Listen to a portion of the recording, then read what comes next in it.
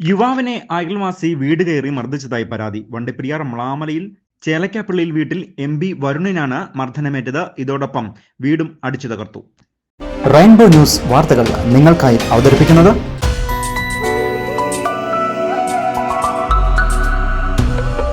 നിങ്ങൾക്കേവർക്കും KG's ജ്വല്ലറിയുടെ Christmas new year ആശംസകൾ. KG's jewellery, Kottayam കട, since 1950. Our shops Kattappana, Cheruthoni, Adimali, Nedumkandam, Rajakkad.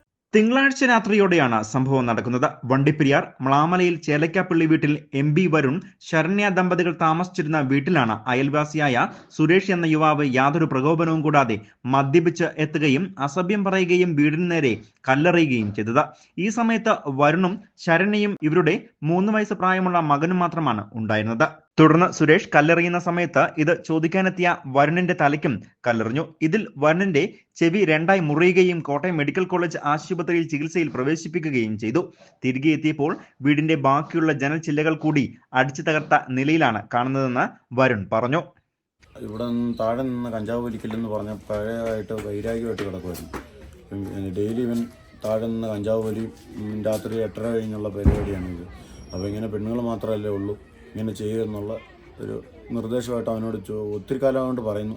അത് കേസും വൈരാഗ്യമായിട്ട് കിടക്കുന്നു. ഇന്നലെ രാത്രി ഒരു 8:30 കഴിഞ്ഞപ്പോൾ അവൻ വന്ന് വീട്ടിൽ കാണിച്ചത്. ഇപ്പോൾ ഇവനോട് ഇവിടെ വീട്ടിൽ കയറി ഇങ്ങനെ ചെയ്തെന്ന് പറഞ്ഞപ്പോൾ ഇവിടുത്തെ ആൾക്കാരെല്ലാം പറഞ്ഞപ്പോൾ അവൻ പറഞ്ഞു കേസെന്ന് പറഞ്ഞാൽ ഒരു കേസേ ഉള്ളൂ, അതുകൊണ്ട് ഞാൻ എന്നാ വെള്ളം കാണിക്കുമെന്നും പറഞ്ഞ് ഈ അക്രമം എല്ലാം കാണിച്ച് വീട് മൊത്തം അടിച്ച് നശിപ്പിക്കുകയും. ഇവിടെ കിടന്ന് ഉറങ്ങുമായിരുന്നു. അവന്മാരെ കുടിച്ചിട്ട് വന്നിട്ട് 2 അവന്മാർ, സുരയും രമേശ് എന്നും പറയുന്ന 2 അവന്മാർ വന്നിട്ട് വീടിന് നേരെ കല്ലേറും വന്നിട്ട് ചേട്ട എഴുന്നപ്പോഴും ചേട്ടയുടെ ചെവിക്കിട്ട് എറിഞ്ഞു. ചെവി 2ആയിട്ട് പോയി. പിന്നെ ഞങ്ങൾ ഹോസ്പിറ്റലിൽ പോയി കഴിഞ്ഞിട്ടുള്ളതാണ് ഈ രണ്ടാമത് തല്ലിപ്പിടിച്ചാണ് ഈ ജനലും ഇതുമെല്ലാം. ഞങ്ങൾ വന്നപ്പോൾ ഇതേ ഈ കോലത്തിൽ കിടക്കുക വീട്.